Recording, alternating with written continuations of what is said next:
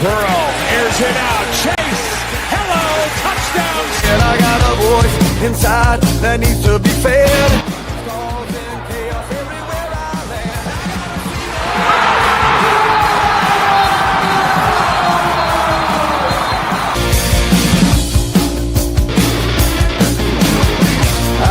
Are two of the best historically, just not thus far. Against these receivers. Taking the Judkins again, and there is Smith roaming free, breaks a tackle. Ohio State strikes quickly.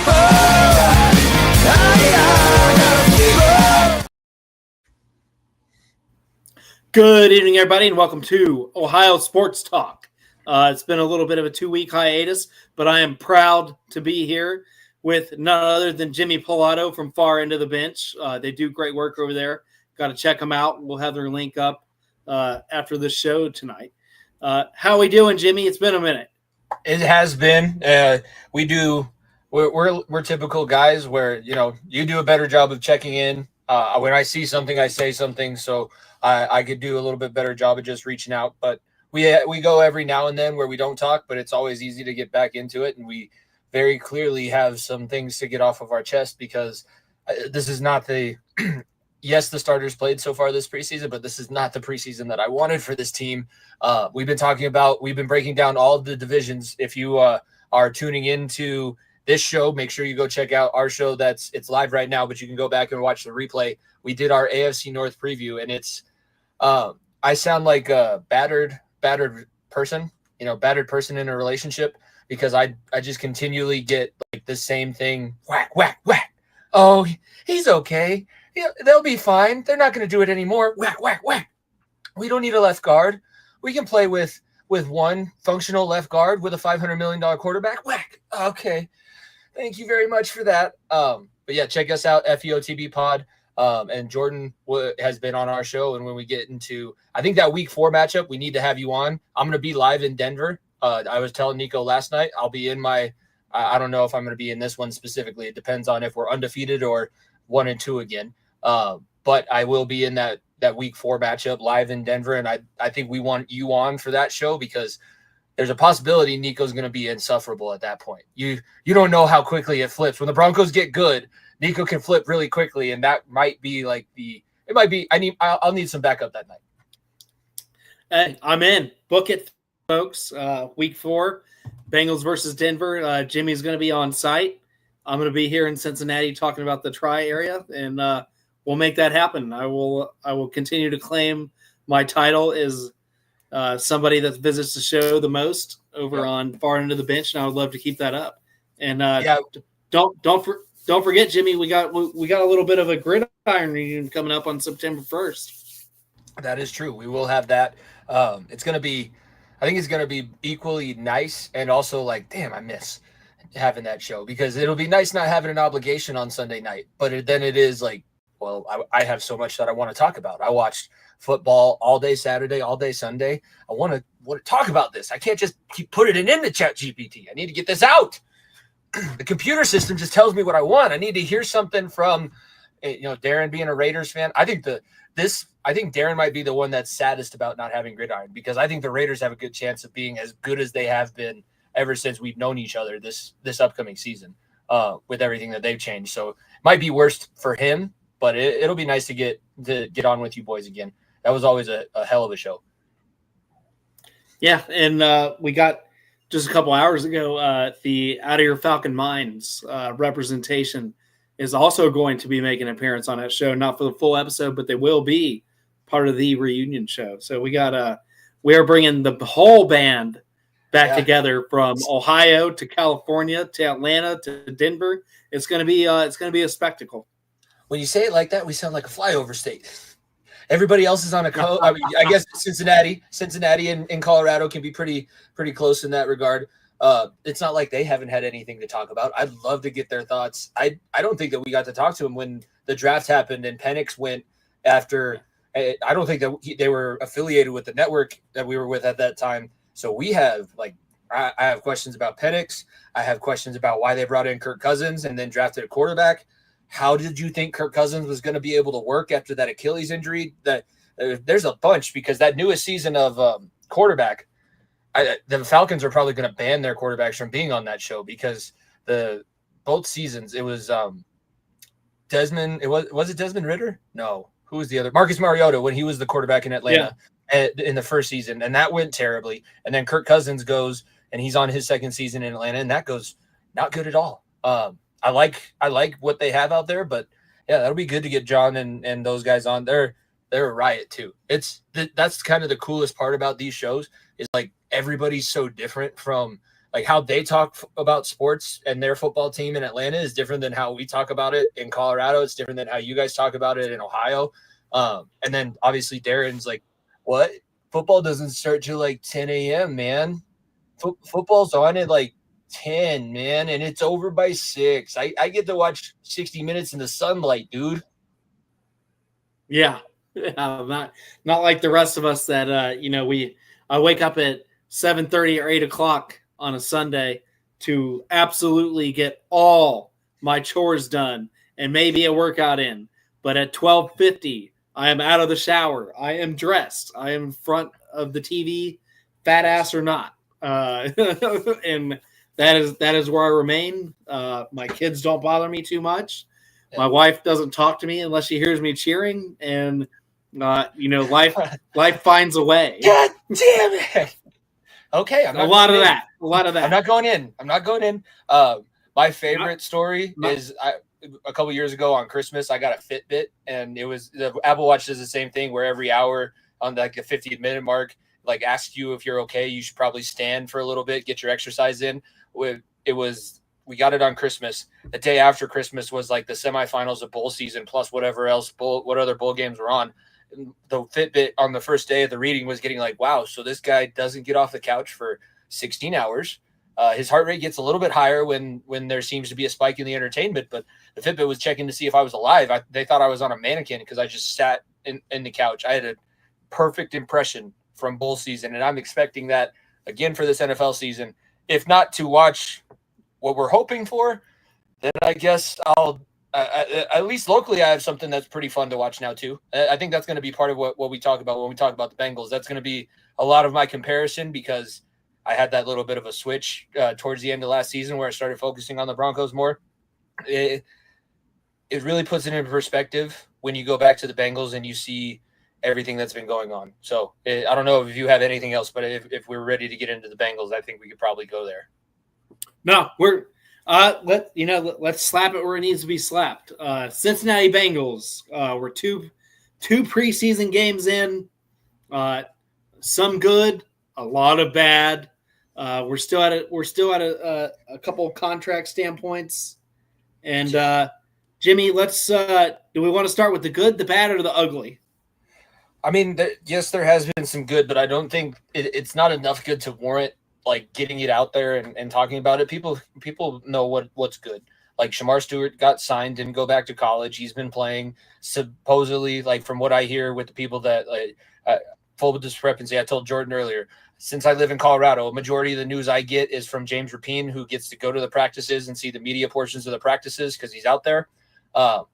Sometimes I agree with him. Sometimes I think that he's probably blowing things out of proportion. But he says that Shamar Stewart looks pretty good against the 1s and 2s.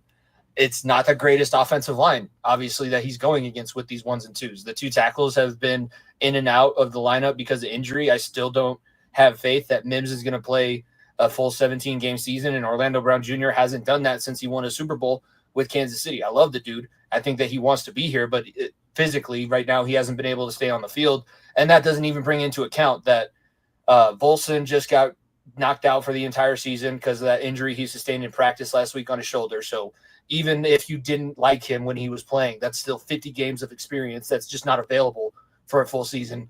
And the new guys that they have fighting for the guard spot, it's so bad. I had a center of attention on our show a couple weeks ago. It was called Don't Bump Your Quarterback when Stewart ended up knocking Burrow to the ground and they had that little scuffle. But I went back and I was listening and I'm seeing it and I watched the clip. I was like, well, Shamar Stewart knocked in Joe Burrow because he beat the guard. I can't remember who exactly it was, but he beat the guard so clean that he's like, holy shit, he tripped over his own feet. He was by him so fast. That was a terrible play for the offensive line. So yeah, they needed to get involved and get in his face. But like the offensive line, I think with what they always try to do, their scheme I don't like, and I don't like the guys that they have trying to fit that scheme. It's like they continually fit round pegs into square holes, and it doesn't work. And they think that it's going to work. Like I like Karras. He's the only part of this offensive line that I see any consistency out of right now. I would agree with you on that, but I also see a lot of growth from Mims going into his second season. I'm hopeful. I'm hopeful, Good. but I just don't know if he's going to be on the field. I don't see him coming off the field anytime soon. Definitely not starting the season with a torn pec is essential. Mm. So I think coming into his first full season healthy, his first full program healthy, I expect big things out of him. But the guard situation, like you said, whether it's Fairchild, it's just. Is that the new rookie that they drafted that was wrestling with? Who was wrestling with Sean Strickland in the offseason? That was Fairchild came from the draft. I think like of the guys that we have available right now to take that spot, I would put him there because of the wrestling background, and that's my bias because I am a wrestling coach in the offseason. But he's at least going to be a mentally tough guy, and hopefully he's coachable to put himself in the right spots. The hardest thing about this offensive line is the offense that they run. Like even with Jake Browning in there is no under center presence. There is no real running game. The running game is just a byproduct of the pass. And they don't have like world-class pass blockers. It's not like they have 5 Anthony Munoz, which is what you would really need to run this scheme, especially in the NFL level. You have so many premier pass rushers, not just from the edges. There's a lot of really good pass rushers that rush along the center and 2 guards. That is the reason why we're sitting here without a Super Bowl right now, is because of the guy that could rush over the 3 technique, Aaron Donald. If we can get one more second without him off of Joe Burrow, Jamar Chase is wide open. It's right there. Just put I have faith in. I have so much faith in 9 to put the ball in the right spot there. If he's not getting eaten by 99, no, I fully agree with you. I didn't hate the pick, Fairchild. Out of Miami, played some big games, played some good ball. Their passing scheme in Miami is very, very professional, very fast paced. It's basically the same offense because they don't run the ball in Miami either. They had Cam Ward slinging that thing 60 times a game.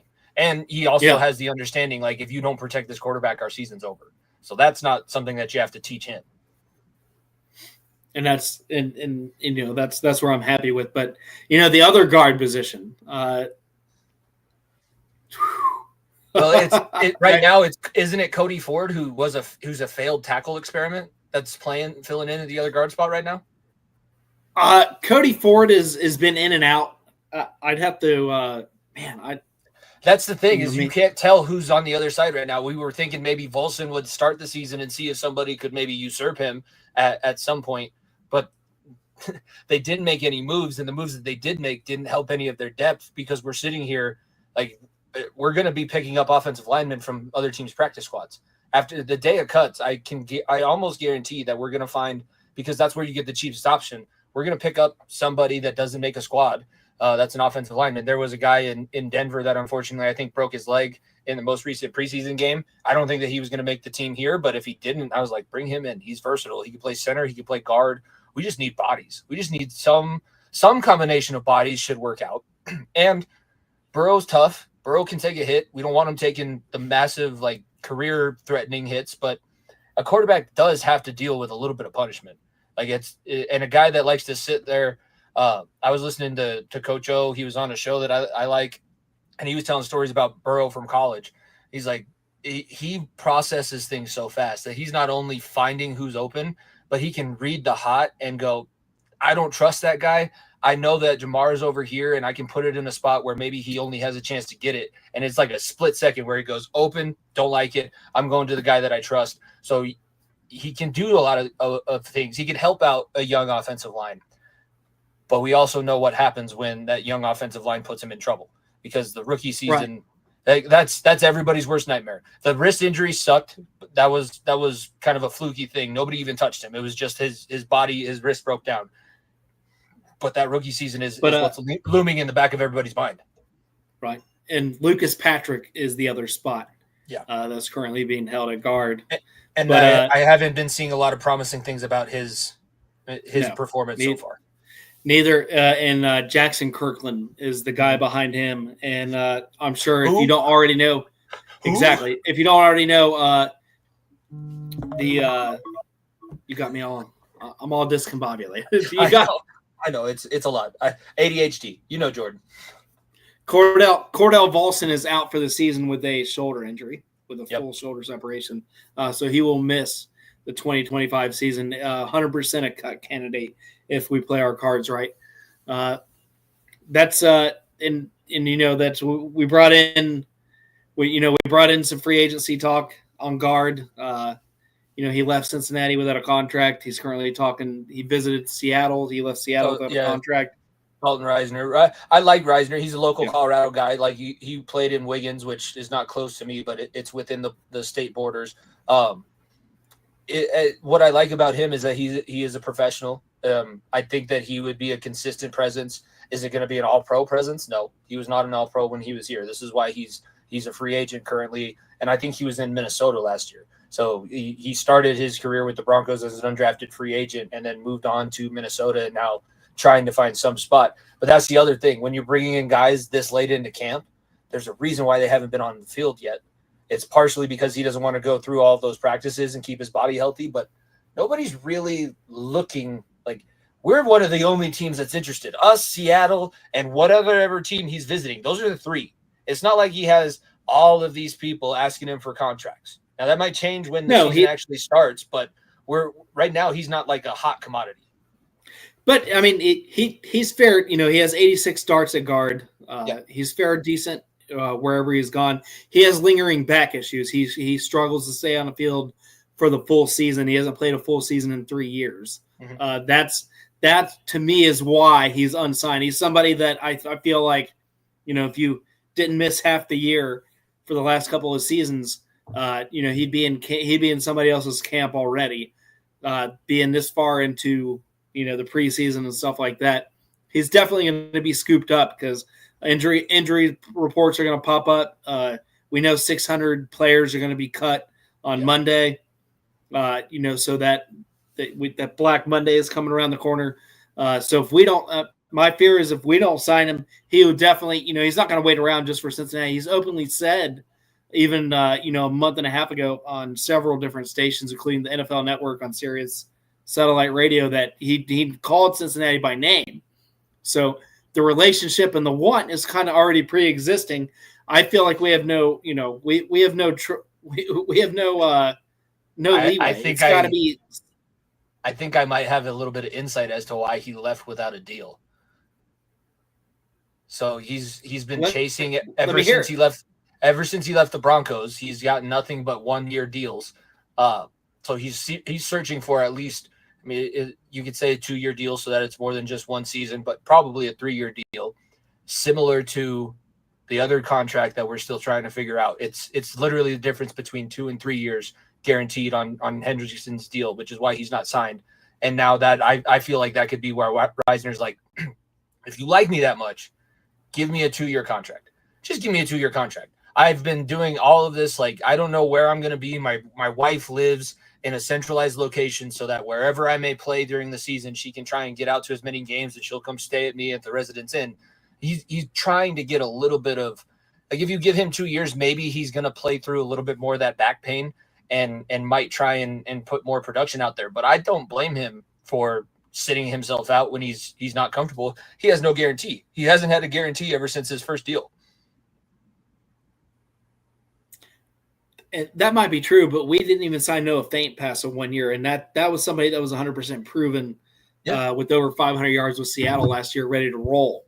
So I don't think he's going to get that. I saw that.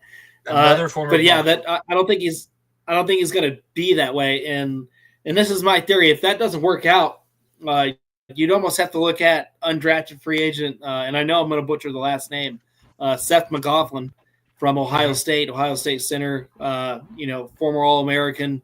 He's somebody I've heard positive stories about, not all the time, but he's actually had some positive days. He'd had some positive things, and he has some positive tape against Washington. So, in the preseason, he did get some snaps.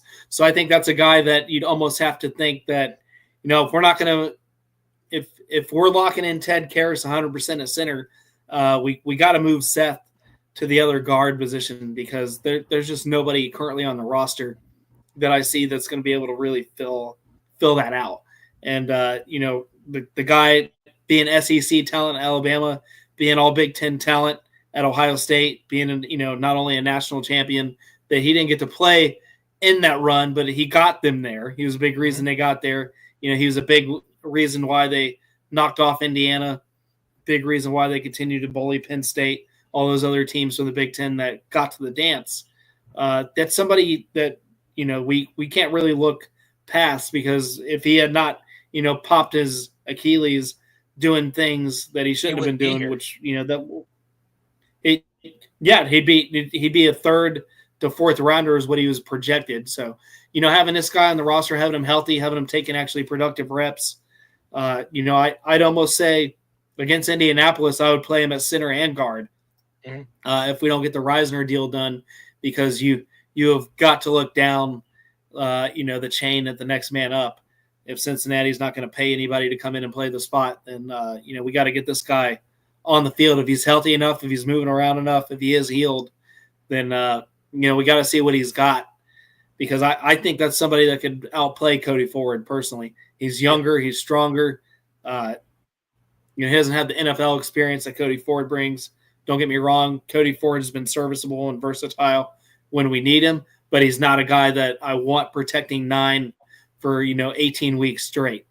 That's just not. That's, to me, is just it's not feasible. So I'm pretty happy about Seth, but let's it's a little glitch here because the Great Ohio Spectrum Service brought to you my glitches. But let's talk about the defense, man. Nothing really positive here. No. Geno Stone continues to be Geno Stone. They're not showing everything. Remember, Tyson Anderson. That's Zach Taylor's answer for everything. They're not showing everything. I don't buy that bullshit at all. You bring in a guy. Of course not. He's a terrible coach. Can we just put that out there? Zach Taylor's a terrible coach. Zach Taylor is a terrible coach, and you have a first-year defensive coordinator. No, man, I don't buy the. I don't want to show anything. No, we should be doing everything. This is a first-year defensive coordinator. Right now, you're not showing the guys in the film room. We got people running wide open down the seams in cover 2. Cover 2. You cover the seams in cover 2. Well, we got guys breaking off, 60-yard runs. Right up the gut. The tackling is just as good as it's always been. The third-string running back for Philly took us like 5 broken tackles and a 50-yard run later. Oh, that's the starters. That's Logan Wilson on the field right now. Which don't even get me started. And Jermaine Pratt has tweeted out even, oh look, it wasn't me. Which he may have a little bit of an argument.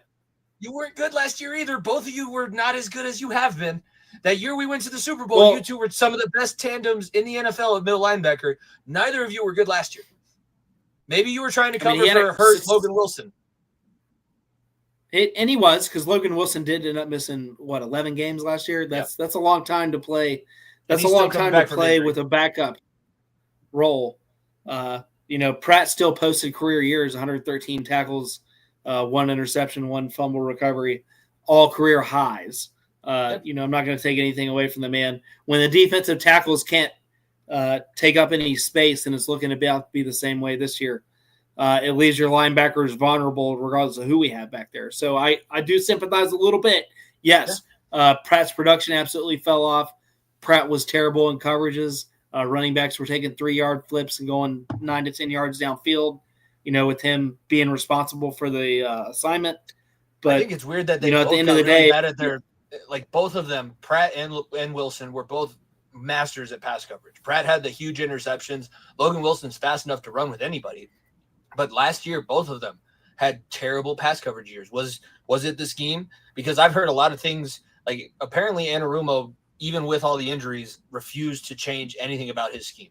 And as I know you're more of a defensive guy, when I look at this Bengals defense as an offensive line coach, I'm like, thank God we can double team whoever we want. We will be up on linebackers. There will be 3 to 4 yard holes at the line of scrimmage. And then guess what? We got guys in the backfield that are NFL caliber running backs.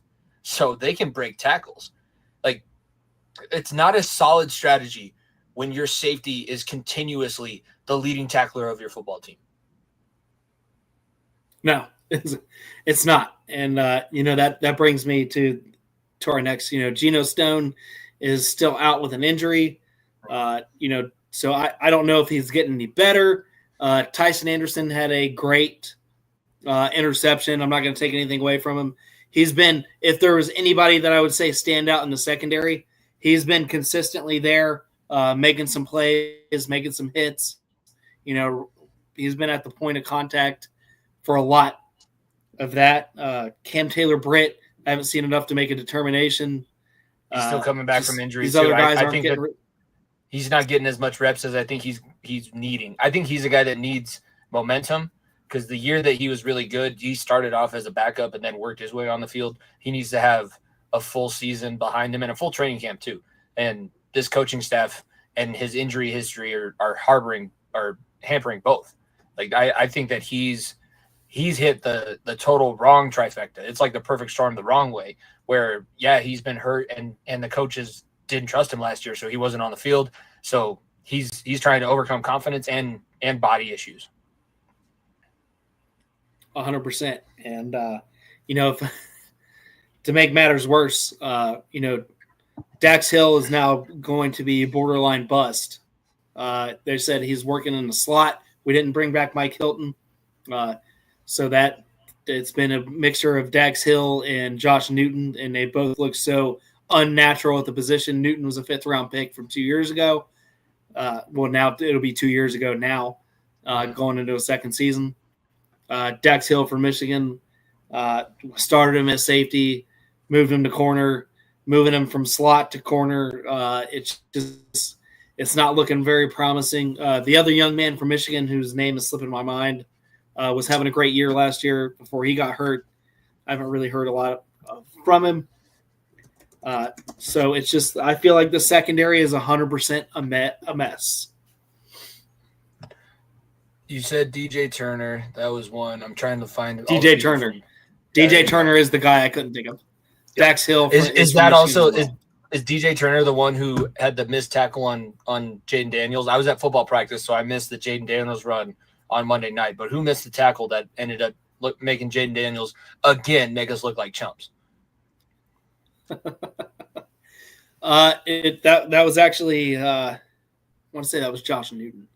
It might have been. It was one of the starting safeties or corners had him and decided to sidestep him in a true preseason game, because I know that you've been practicing. Don't hit the quarterback. It's a game. There's zebras out here. You can tackle the quarterback if it's legal. Tackle him. Just do it. Just tackle him. That guy will let you hit him as hard as you want. Jaden Daniels loves taking big hits. Just put it on him once. Maybe he'll stop running the ball all down your throat. Yeah. We'll see. And finally, the pass rush, it just doesn't look any better. We brought people back instead of venturing out in the pool and getting some help. Miles Murphy just looks like borderline next bust. Former first round draft pick, defensive end. Just really not making any plays. Doesn't look like he's getting much pressure. Doesn't look like he's getting there. And, man, I mean, beyond that, Hubbard's not here anymore. We didn't really fill in that hole. Granted, his production fell off severely last year. His injuries. He chose retirement. I wish him the best. He'll always give us that moment against Baltimore a couple of years during the Super Bowl run. But, man, who do you see? Do you see anybody on this current roster, that defensive end that just you feel like maybe it might be productive? Because I don't see it. I think it's what they want Shamar Stewart to do, because he's big enough that he's like a Hubbard, but he also shows the talent to rush a passer like Trey Hendrickson. But with his size, he's going to be I've heard that he's been used as a kind of Al Golden's Swiss Army knife, where he's dropping into coverage, he's rushing the passer, he's setting the edge. He's 280 pounds, 275, 280 pounds. I have to think, at least for this season, until they figure out where Trey's going to be after this upcoming year, he's going to be looked at as the guy to take over that spot. And it's a huge thing to ask for a rookie, because Sam Hubbard, whatever you want to say about his play on the field, the dude was a captain every single year he was on the team. He's a local kid. The Rumble in Baltimore, the Rumble in the Jungle, yes, where he has that scoop and score against Baltimore, will live on for throughout history. I have now seen like that. That's our generation's immaculate reception, because it's so improbable. And the Ravens were on the doorstep, and it was the emotional leader, it was the physical leader of the defense. That's what we're really missing. There is no physical and emotional leader of this defense. This defense knows right now that they are the weak link of this team, and the management has not done anything to give them confidence as to, you guys aren't the worst. You guys aren't the worst. Joe Burrows, no, he's really good. You guys would beat anybody else? I don't think you would. I think you could go practice against Jeremiah Smith. You want to run some one-on-ones with Jeremiah Smith? I think Jeremiah Smith would beat half of your DB room.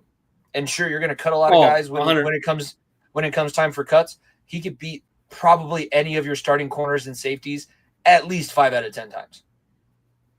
Oh, I agree there. And, I'm just looking at the depth chart here.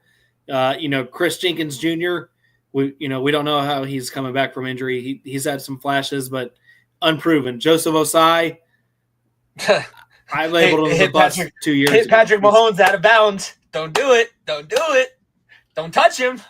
But you know what? Why you got to touch the quarterback? Cam Sample, we brought him back. Cam Sample is coming out of a year where he didn't play. Nico likes to say. I mean, I'm just looking at this. Nico, when we go to the games and he sees Drew and Cam Sample, because Nico's tickets are on the visitor sideline, he's like, "Oh, those are your two creative players, the Sample creative players. Like, are they 75 overall? Like what Madden gives you at the normal?" Is like, I know, and the fact that there's two is, if I got a nickel for every time that a guy's last name was Sample on my favorite team, I'd have 2 nickels, which isn't a lot, but it's weird that it's happened twice. Well, I just don't see any answers. In free agency before the season, that you saw guys like Chase Young on the market, and insane things. You saw more productive defensive ends in college. Go towards the 4th and 5th round. Man, I don't know. You even saw the defensive end. They didn't need to from Ohio State go to fucking Pittsburgh. Yeah, they didn't need to. They could have gone defense, and nobody would have batted an eye in the draft.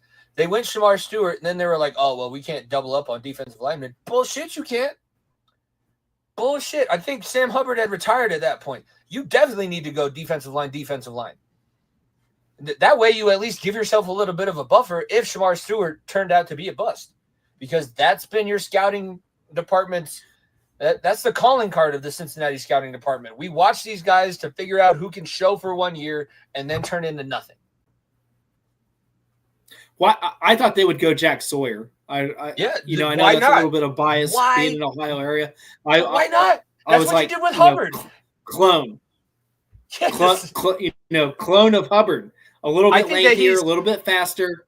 I think that he's a little bit of a whiner because of the whole flag planting thing, but the dude loves his team. And if we're talking about emotional and physical leaders, that was the emotional and physical leader of Ohio State for 5 years. Never won against Michigan, but he kept coming back and he kept playing his balls off. And he had that fumble recovery in the semifinals against Texas.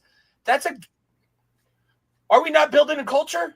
Are we not looking for guys that can bring this culture back to what it was 2 years ago? Yeah. That's how weak of a coaching staff do you have to have for a culture to dissolve in a season like that? Well, Jimmy, we're gonna see him, go after Joe Burrow 2 times a year in Pittsburgh. So, to add insult to injury, not only do we not draft him, a division rival decided that late in the 4th round, early 5th round, we're going to draft him, and he's going to be a pain in the ass in our side for at least 4 years. Yeah, he's going to be. I don't know if he's as talented as T.J. Watt, but he's learning from T.J. Watt now. So he's probably going to get pretty damn good, and he was already pretty good to start his career off with, and he's got NFL size. He's 6'5". He's strong. He's fast. He will make an impact, especially on that defense. And I just, just not enough. That's enough said there. We can. What's your final thoughts on the contract situation with Trey Hendrickson, and then we'll move on, because it's just a fucking mess. It is. I see this. It's kind of like when I see 2 kids fighting in class as a teacher, and I'm sitting there and I can see why. Like, they're both so rigid, but on the opposite side of the spectrum. Mike Brown is 90 years old. You are not going to get that man to negotiate to give you more money. That's just not the business area he grew up in. That's not the business model that he's been taught. He's not going to he doesn't want to budge. He doesn't want to do it. He's going to do everything at the very last minute. Joe Burrow's come out and said, well, the way we do business here, we don't sign anybody until the week before the regular season starts. That's what happened to Joe. That's what happened to Jamar.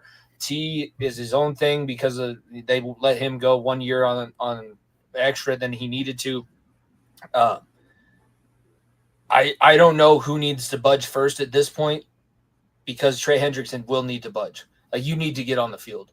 If you don't get that extra year of guaranteed money that you're so badly fighting for, then you need to put something on the field. On the field, nobody's expecting you to do 3 years in a row leading the league in sacks. If you do, then next year you have even more leverage. If nothing gets done, if you're the Bengals, even if you give a 3-year guaranteed contract, which is what he's asking for, you can cut him before that contract is up. Everybody deals with dead cap money. With the way that guaranteed money is moving in the NFL, it's very likely you will have to deal with some sort of dead cap money at some point. So let's get on board with the rest of the league. We are not going to be the squeaky wheel that stops any of that. So whether we give him 3 years guaranteed or somebody else next year does, it's not going to change our situation. So we need to be a little bit more flexible. I think Trey Hendrickson, closer to the beginning of the regular season, he will need to become more flexible. So that's why the Bengals like to wait that long. It's just, I think both sides are right and wrong. If he retires and does the same thing as Palmer, I think that's just Bush League. I don't like when guys do that. Like, put yourself out there. See if you can get as good as you were again, and then maybe we need to offer you more money, and maybe it's everything that you hoped and dreamed of, and you'll finish your career as a Bengal. Or you'll get whatever money you're looking for from somewhere else. But he's going to be on the field. He will be playing. He's not getting traded. I don't believe he's getting traded either, and I thought it was absurd that the Cleveland Browns name came out last week with Jordan Schultz tweeting that on several different occasions. Everybody needs engagement. You know that as well as I do. You need engagement. I get the clickbait, but Jesus Christ, that would be wild. It'd have to be a king's ransom and then some. We'd have to absolutely fleece the division rival. It would be whatever Houston did to Cleveland for them to take on Deshaun Watson. Yes. You need that in return and a little bit extra. Probably, but you're next. But you don't have a first-round pick for 8 years, Cleveland, but we'll take that first-round pick that 8th year, and then we'll take him for the next 10 years also. I mean, we need to get Kevin Costner in there, a little draft day action. You pancake-eating motherfucker. See what he can pull out. My final thought on the Bengals, and this has been a little bit controversial on our Twitter feed, but I still believe that the defensive tackle position could be somewhat fixed. I was suggesting Kristen Wilkinson. I know the Raiders, the kiss on the forehead and all this other bullshit, but the Raiders have paid him a king's ransom not to be there, Jimmy. And if the Bengals organization had any sense at all, we could pay him almost nothing for on a 1-year rental, so he can still prove to the league that his shoulder's healed. He's good. He's on a contending team, at least offensively. And, I feel like that would give B.J. Hill the much-needed help that he needs. It's not the 3 tech that we need on the team, but it is a much needed run stopper and big time support. What's your thoughts on that before we move on? He's been a captain before, and he's been a captain in Miami. He was a captain at Clemson. He was a part of those Clemson teams that went toe to toe with Alabama for all those years when Deshaun was Deshaun before the massage gate in Houston. It's not like this is new in the NFL. I was obsessed with watching all of the Football Life documentaries, and it's hilarious when you go through the 90s and it's like Cowboys, Niners, Cowboys, Niners. But I think of Charles Haley. If you ask Steve Young anything about the name Charles Haley, he refuses to answer any questions because of some of the shit that dude did in the locker room. Sometimes it doesn't go with the team. Maybe he'd worn out his welcome on the Raiders, and this was just the way that they can get him out. If you can bring him in, and if he's not going to be a distraction, he very clearly can produce for you on the field, and he is at your thinnest, one of your thinnest positions on the defense. I think the entire defense is thin, but if we want to break it down and call a spade, the defensive line is probably the thinnest of all of the bad. I think that if he can work, if he can prove that he's here for the right reasons, if he can be that Charles Haley, because when he went to Dallas, they won 2 more Super Bowls after that. Like when they got out of, they were like, oh, we got rid of Charles Haley. That's the cancer in our locker room. He went into Dallas, and Jimmy Johnson's like, as long as he can give me 15 sacks, I don't care what he does. I don't care. Produce. If you have production on the field, I would like to see you in this locker room, at least giving it a shot.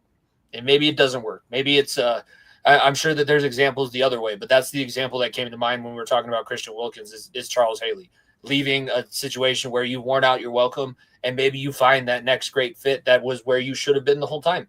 Maybe it's a 1-year rental this year, and he decides he likes it so much that we continue on, or it's just a really good season from him in a spot that you need it. Either way, it's a win for both sides. I think it's a total win for both sides because he's still unsigned. You know, that's somebody I also think is going to be swooped up after Black Monday. I don't think there's any other teams that are going to wait around, especially this year. Think of it in NBA terms. He was essentially bought out from the Raiders. He was paid his guaranteed money, which was absurd, between $38 to $40 million already in his pocket. Where does Mark Davis have this year? Where's Mark Davis getting all of this money from? I thought he was broke. Having Tom Brady as a co-owner might have brought more investors in. Didn't think about that. I was like, what? I thought Mark Davis was like the Brown family. They're broke. They have no money. They can't pay these guaranteed contracts. But they obviously can pay something because they are also in the sweepstakes for Trey Hendrickson. They've actually reached out to Cincinnati and willing to pay and take that contract. So two almost $100 million contracts. Yeah, I wish that I'd have known about that yesterday when Nico and I were going, because Nico loves to give me shit about Trey Hendrickson not signing with the Bengals, and I get all the memes. The memes were hilarious from Monday with Joe Burrow getting his ass kicked in the first half and then talking to Trey Hendrickson for the entire second half. So you don't put in your starting offensive line to protect your starting quarterback, and then he's talking to the guy that you can't get signed for the entirety of the second half. Very clearly he wants him to stay here, but the team is like, if the Raiders were a legitimate concern to have signed Trey Hendrickson, you cannot tell me that Nico wouldn't be shitting his pants with the prospect of playing Max Crosby and Trey Hendrickson 2 times a year. He'd be like, Jimmy, are you sure the Bengals don't have, can you start a GoFundMe? Podcast GoFundMe. You need to sign Trey Hendrickson to the Bengals so that he stays the hell away from the Raiders. And I think there's a lot of teams like that. If this is true, if it's not just clickbait, if the trade rumors are true, any team that sees a team from their division talking to Trey Hendrickson is probably like, Cincinnati, you should probably do something right now. It was cute for a second, but now that it's getting real, I don't want it to be real. I don't want it to be real this year. Maybe Kansas City and State Farm will give the Brown family the rest of the money to fill in the gap, because I'm sure they don't want to face Trey Hendrickson and Max Crosby on the same defensive line twice a year. And Broncos have Walton Penner. They have the Hunt family and the Walton Penner family can get together and be like, let's make sure that the Raiders don't get Trey Hendrickson, because those two crazy ass white boys off the edge would be a nightmare for all of our quarterbacks. Oh, dude, they would be easily, at least in the pass rush category, a top 10 team. If the rest of their defense sucked. Think back to when they had Max Crosby and Chandler Jones at the end of Chandler Jones's career. Poor Taylor Lewan. I love his podcast, but poor Taylor Lewan coming off an ACL surgery, and you got to block Chandler Jones, pass block Chandler Jones all day. I just threw up in my mouth a little bit thinking about the prospect. that's not a good thing. I got to wash it out with some Oktoberfest. 5 sacks. But all right, Jimmy. 5 sacks. All right, Jimmy. Let's move on to some. We've beaten the Bengals up for about 45 minutes here. Do we want to talk about any good? Joe Burrow is going to have a hell of a season this year. That's the good. Joe Burrow looks. You know good. What? That's Chase Brown looks like he's going to be okay. Like maybe taking over that role that we saw Nixon have a little bit, and T and Jamar. Those are the good things that I can. The back end of I'll say the back end of the receiving group. Yoshibach looks better, and Charlie Jones. Who missed out all last year. Charlie Jones is having they're calling it his best camp. Charlie Jones is having his best preseason in the snaps that he's been getting. And this is a 4th or 5th guy, depending on, Jermaine Burton coming back from his little knick-knack injury. So, Jimmy, don't dismiss the second-year receiver bump. Don't dismiss it. I am living through the Troy Franklin second-year receiver bump right now. I just saw the Broncos trade Devon Vele, who had as many yards as their number 1 receiver and as many touchdowns as their leading touchdown receiver last year. They traded him because of how good Troy Franklin is coming into his second year. Tremaine Burton has the talent to do what Troy Franklin is doing once he's healthy, and he has a better quarterback. Let's not forget about that. Bo Nix and Joe Burrow are not the same. One did make the wild card last year, but who won the head-to-head matchup? That would be 9. Not 10. 9 won it. And, I won't disagree with you there. So I think that, like you said, Joe Burrow's in for another historic year. The offense is going to score points. The defense just needs to pull their head out of their ass. And we got to get Trey Hendricks signed. Got to get that final defensive tackle position filled, whether that's Wilkins or, somebody internally stepping up and actually fucking making a play. And I think the rest will take care of itself, Jimmy. But that's my final thoughts on it. Let's we talked a little bit of Ohio State offline here. I know you wanted to make a couple statements, so I'll let you open up a little Ohio State Buckeye football talk here. Now that I'm in the territory that understands, so Nico and I had. It's a clip that we posted. It was from 2 weeks ago or 3 weeks ago. We did the Big Ten first because obviously you guys have the last 2 national championships.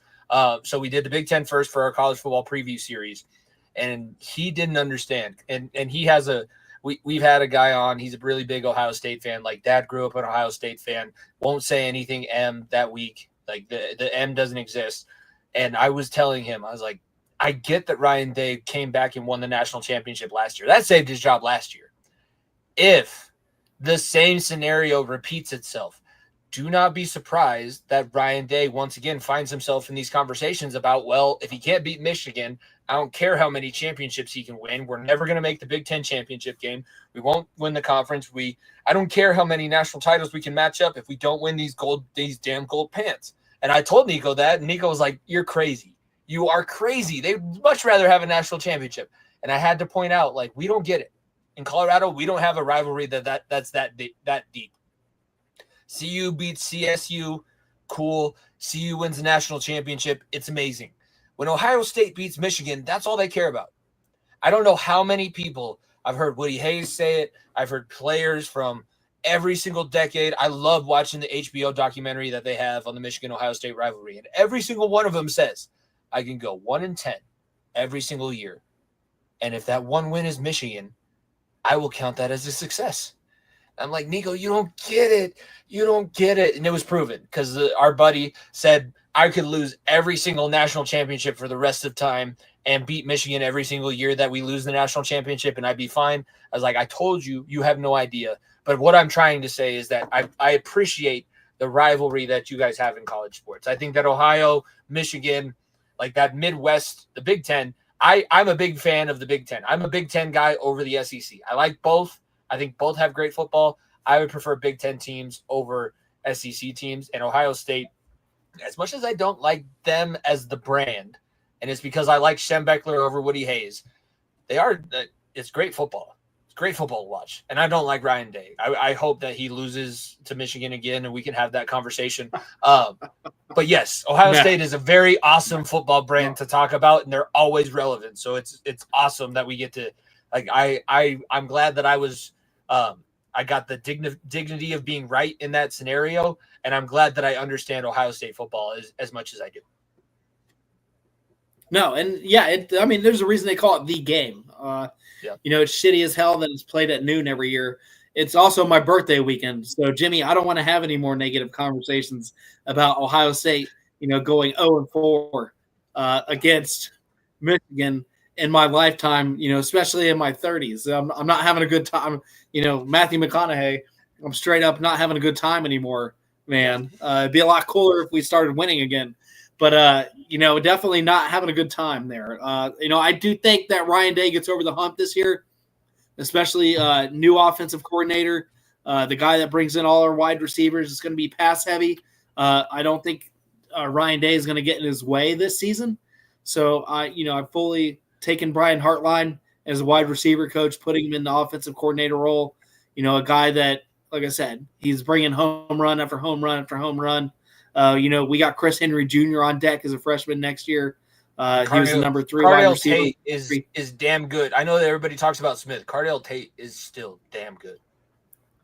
No, Cardale Tate's the next Ibuka.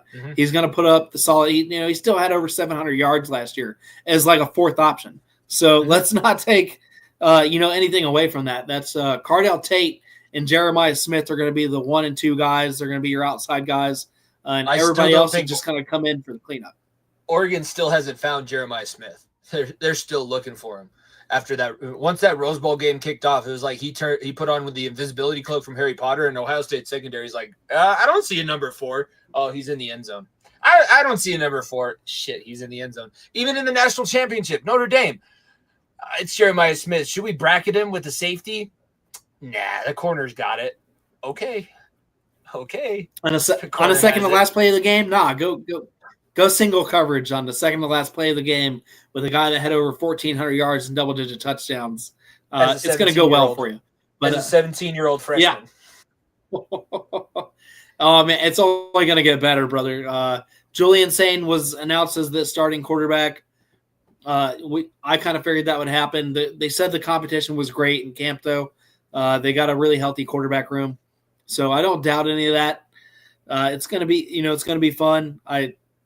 Going against Texas, I got us, the spread is a little bit thinner than that. I think Ohio State wins by 10. I think the defense, everybody's counting out the defense right now because of, losing Jack Sawyer, losing JTT Toamoa, losing some secondary pieces.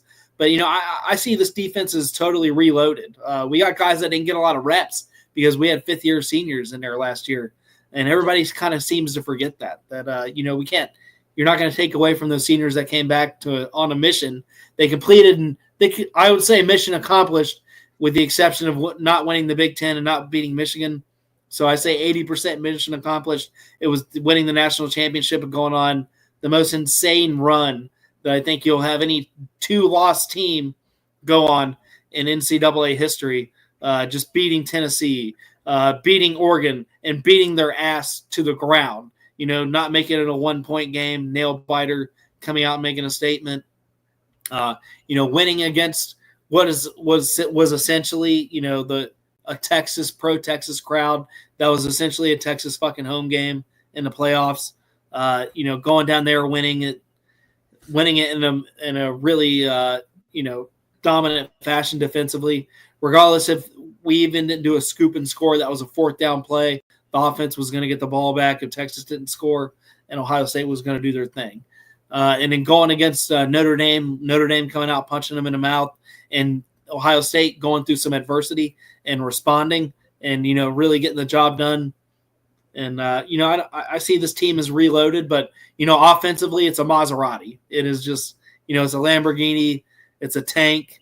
It's no matter who's behind there, you could have, Joe Schmuckatelli from down the street, driving a Lambo for the first time, or you could have a F1 Formula race driver behind the wheel.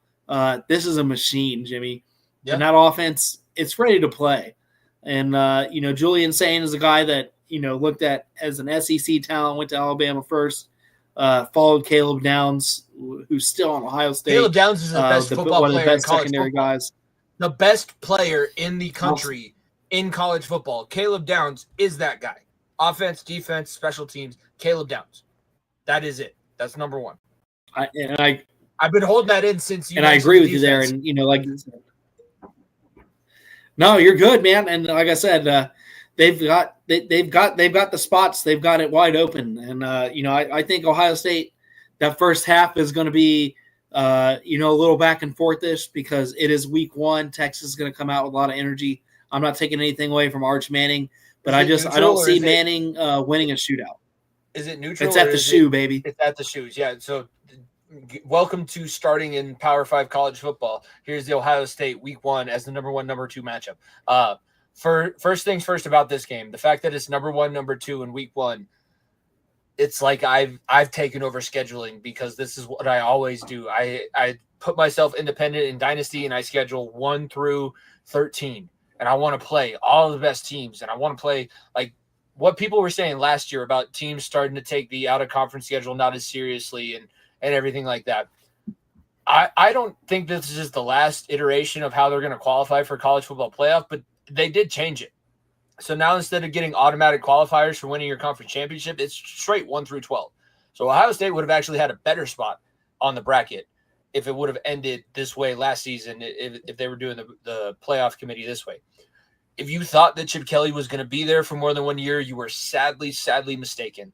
It was his way of getting whatever the next job was going to be. So him not being there, I think that Hartline was kind of the guy in waiting, and Chip Kelly just happened to be available because he's like, head coach at UCLA, no thanks, which made sense because UCLA in the Big Ten makes no sense. So Chip Kelly not being there is not a big deal. The line that Shannon Sharp always used to say, and I watched the 98 Broncos Football Life, and they had John Elway pulled his hamstring and was out for like 4 weeks of that season for the Denver Broncos. And Bubby Brister, I think he was at that point it was Southwest Louisiana Tech, which is now the University of Louisiana Monroe Raging Cajuns. Dude was not as good of a quarterback as John Elway, but Shannon Sharp was like, you got a Ferrari. Just keep it in 4, keep it going straight, and we'll be good. So, yeah, whoever shows up as quarterback, like there's a lot more quarterback controversies around the country than in Ohio State's quarterback room. Oh, yeah, and Ryan Day's the quarterback coach who's been the head coach for 6 years now, been in the program for God knows how long. And look, this is a team that's geared up. Like they're number 2 right now. I think that they win at home. I think that they continue an undefeated season until Michigan. And I think that Michigan can make that game really, really interesting at the end of the year with the way that their record's going to be. I think that they're going to be a lot better too.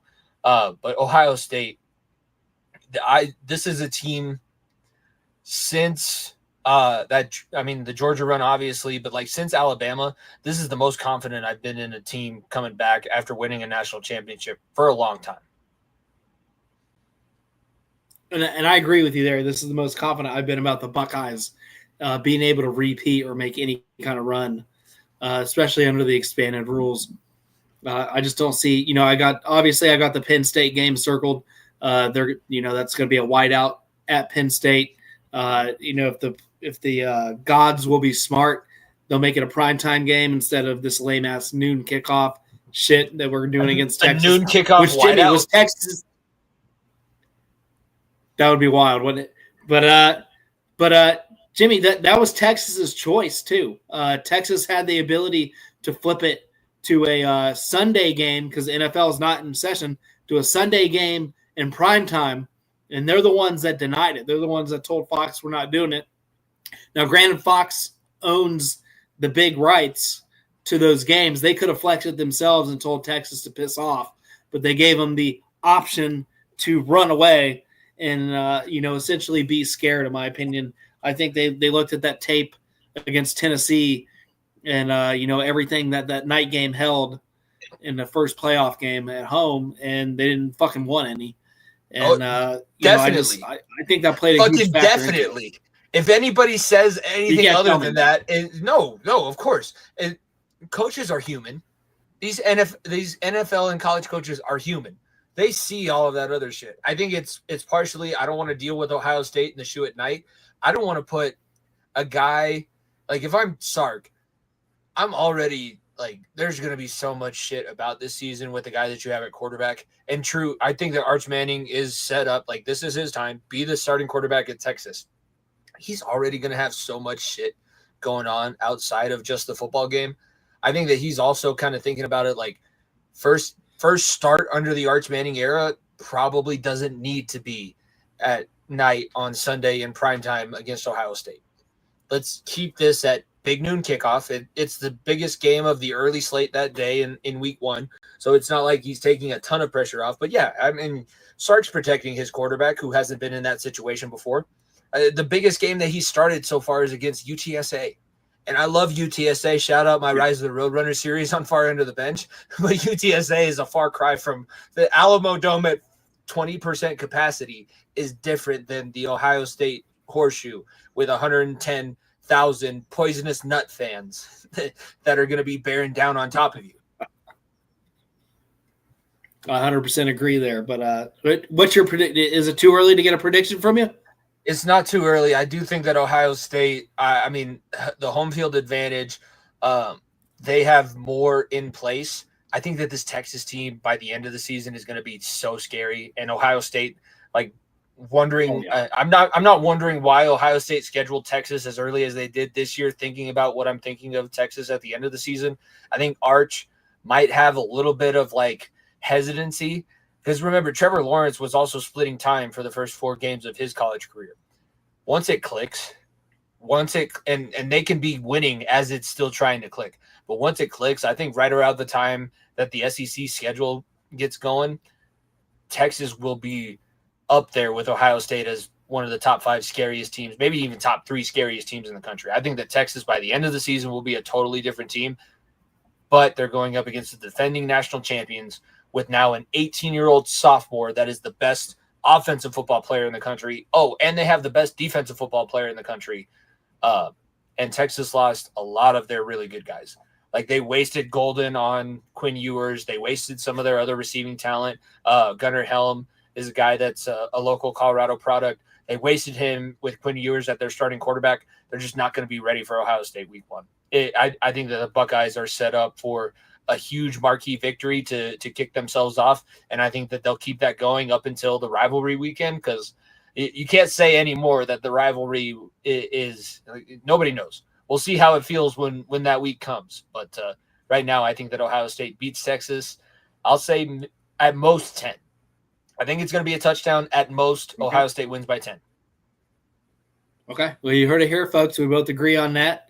And, let's wrap things up, Jimmy. My beloved Cincinnati Reds, they dropped one last night, 2-1 against the Angels, but they won 2 of 3. They are a half game back, Jimmy, after all the shit that I have talked, all the shit Doug before he departed into a different role talked. We are a half game out of the wild card playoff spot. The Mets are kind of been free falling. The Reds have been winning consistent series.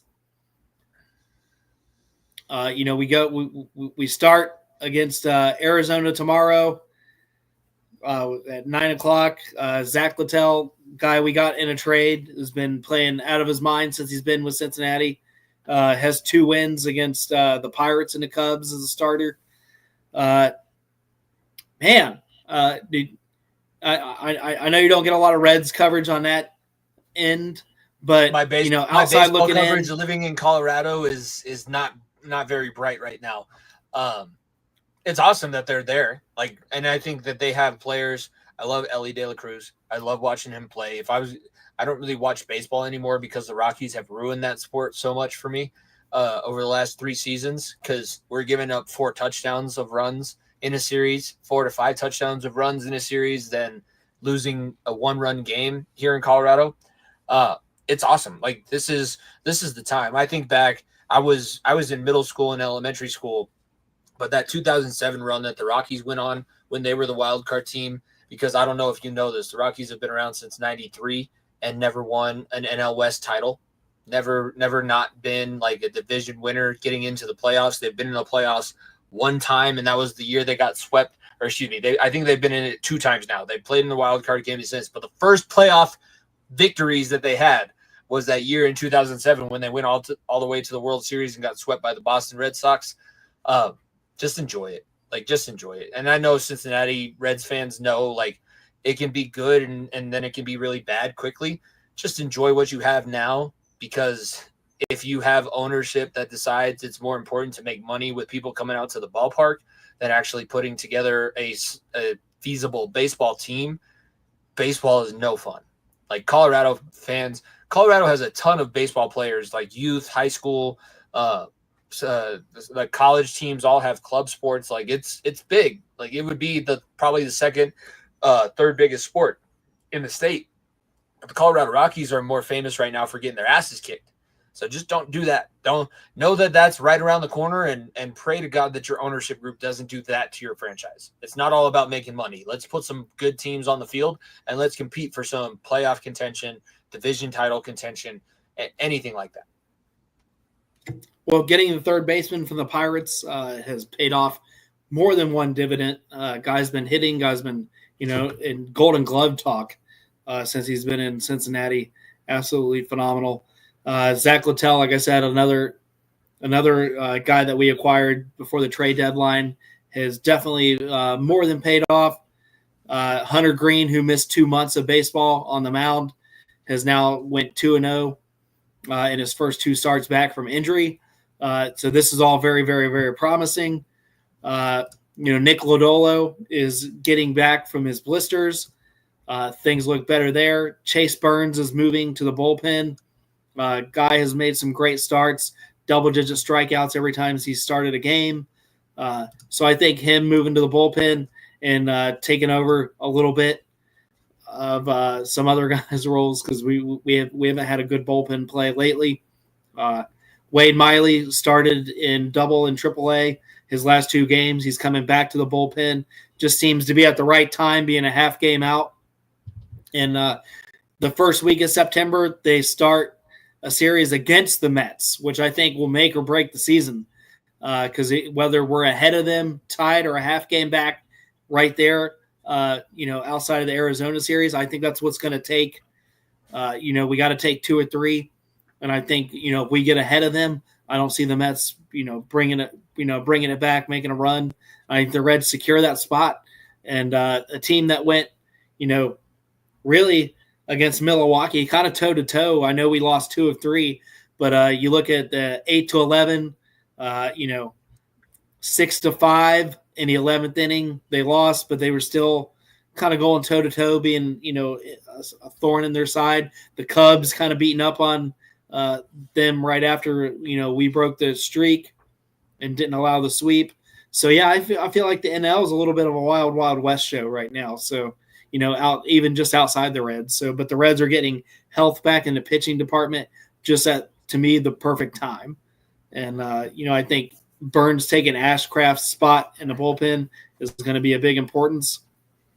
And, Tito's going to get these guys together.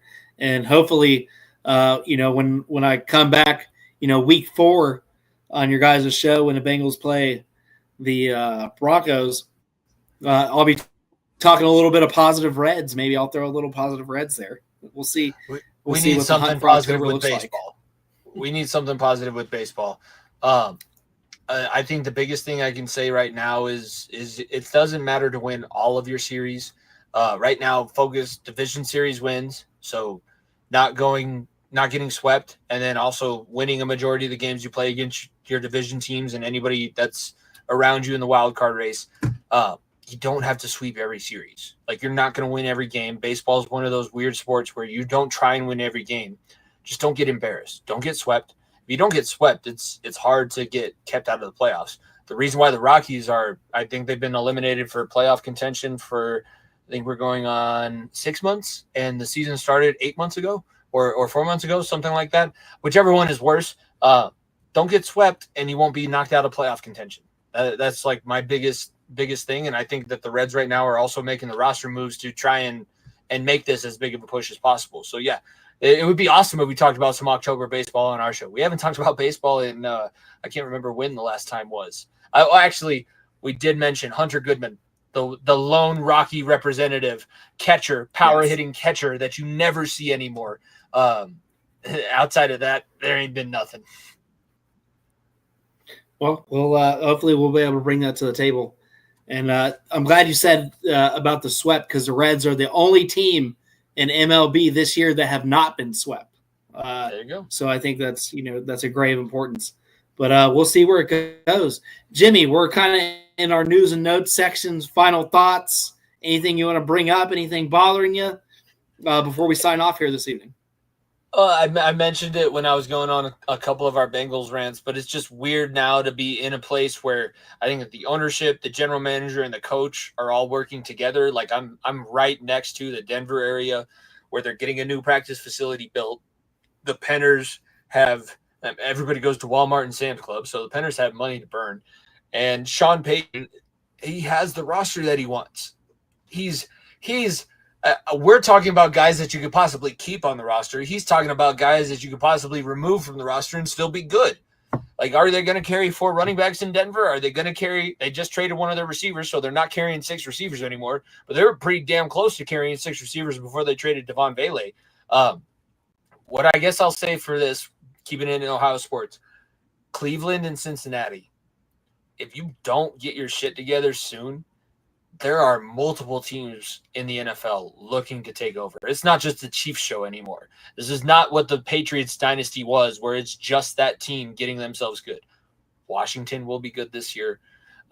There are plenty of teams. Las Vegas will be good this year. Los Angeles, the Chargers will be good this year. The Rams still have Matthew Stafford.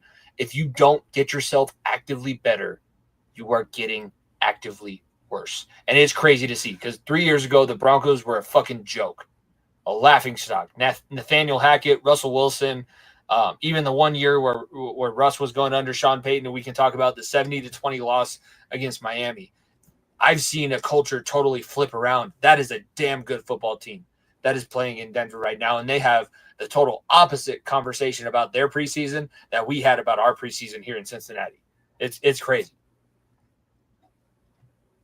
Oh, and I feel like that's 100%. And you also look around, like the Titans are going to get better now that they've got their quarterback position figured out. New England's not going to suck forever. They're going to get that figured out over with Drake May and company, even with or without their wide receiver position getting a little bit better. Whether Stefan's going to be a distraction or actually pull his head out of his ass and put up some decent stats for New England. Cardi B having like you said, the whole AFC West. Cardi B having any yacht parties coming up before the season? Stephon Diggs might supposedly they're broke up. That hurt. So I guess her surgeries. Yeah, supposedly. Do you know the other NFL star receiver that is also dating one of these big female rap stars? That was also a segment that we had on our show over the summer. So, Glorilla. Yeah, Glow, stomp a look in some shell toe. So she was dating Xavier Legette. And I know that she was dating Xavier Legette because Xavier Legette popped up on my TikTok feed because Glorilla's new video was coming out. I think it was like two and a half, maybe 3 months ago now, like right at the beginning of the summer. I was like, Xavier Legette is in the Glorilla new music video? What's going on here? That guy doesn't speak English. How is he? What?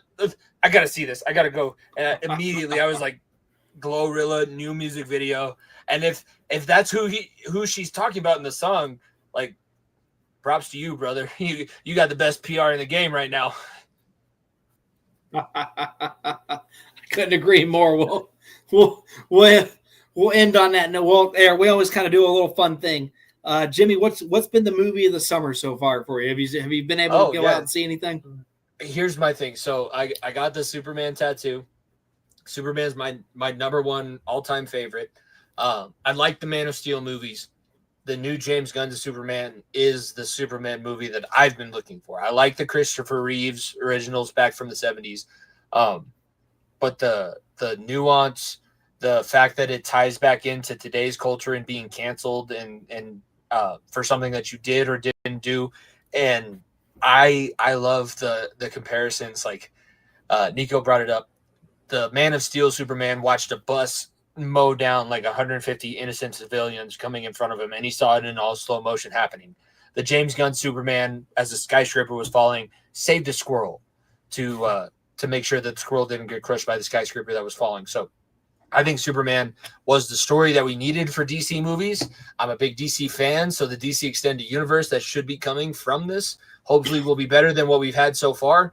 And I really like that one.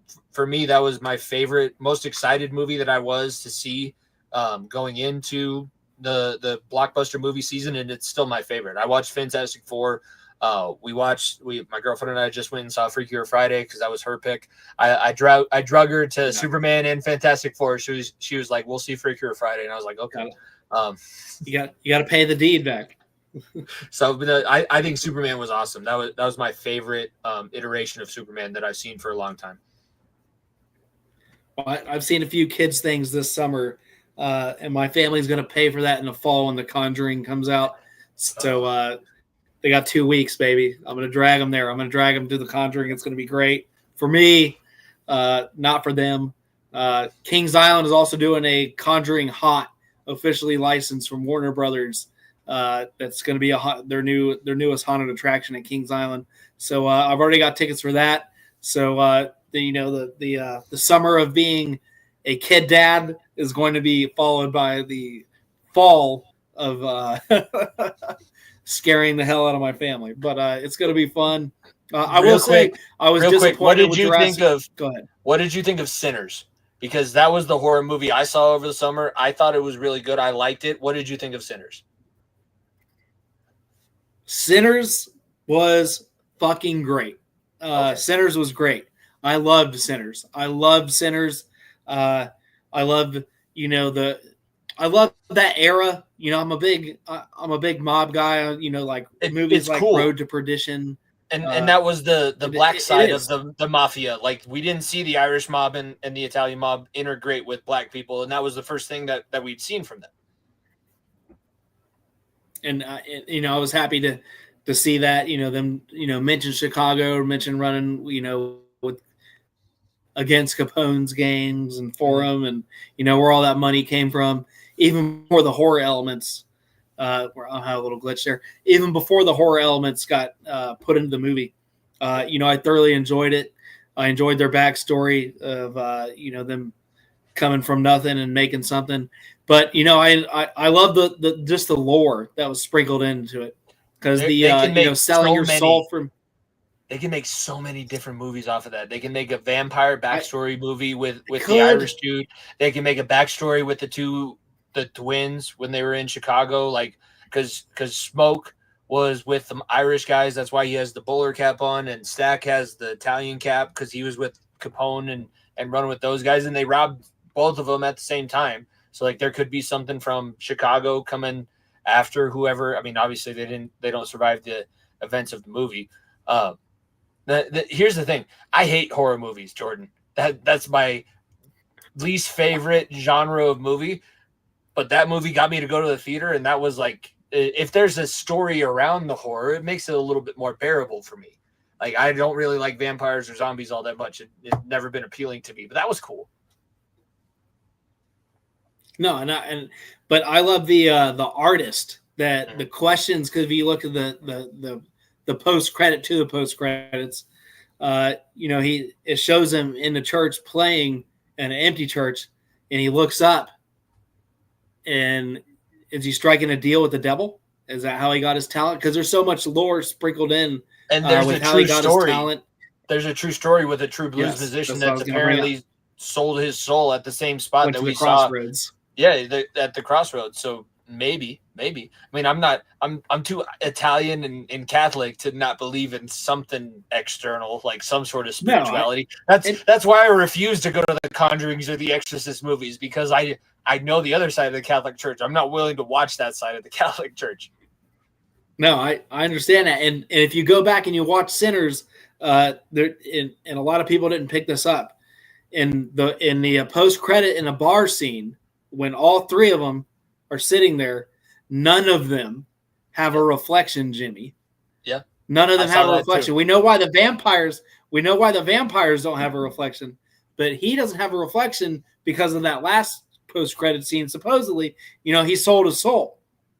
So that's why he doesn't have it. And he's kind of accepting his fate when he's like, I've seen enough of that. And the best day of his life was at the club before he officially, signed, stamped, and sold his soul at the church in the aftermath. So I love the only thing that I will say about that one is Stack did smell him. And I don't think if vampires truly have the sense of smell that they do, he would have smelt that Sammy had become himself a vampire or sold his soul to the devil or something. But he sniffed him and went, it won't be long now. Do you want me to bite you, turn you into a vampire so you can continue doing this blues shit for the rest of your life? You want to continue playing music? And that was when they got into the whole story of, yeah. So I did notice. That they all didn't have reflections. But yeah, it is kind of like it's whatever movie Coogler wants to make next. Does he want to make the Sammy story where he sold his soul to the devil? Does he want to make the one where now Smoke and Haley Steinfeld, I can't remember her name from the movie, but are we going to see them through the 80s and 90s, because that's basically the era they were in when they saw Sammy at the club? Like, it's all up to the director, which is a cool part. Like, we have to wonder what he's going to do, but what is the artist what's he going to paint? Is he going to do what I want, or is he going to do something totally different and piss me off? In the horror genre, it's probably the other way around, but Coogler's going to be a busy though. Coogler's rebooting the X-Files right now, and that is all. All eyes are going to be. That's a monumental thing, because that was such a pop culture reference in the 90s, late 90s, and even a little bit in the early 2000s when they redid seasons 11 and 12. So we'll see where that goes. But I've had fun at the movies this summer. I can't wait. Since you're not going to see it, I will tell you all about The Conjuring and my experience in a couple weeks. But because I'm Catholic too, so I think the flip side of that is I want to see what the ancient times is around. But when you start Jimmy, Latin, it's been a great show. 1 hour and 22 minutes. We absolutely grinded it. You start speaking Latin, I'm off the show. I'm never coming back. Never again.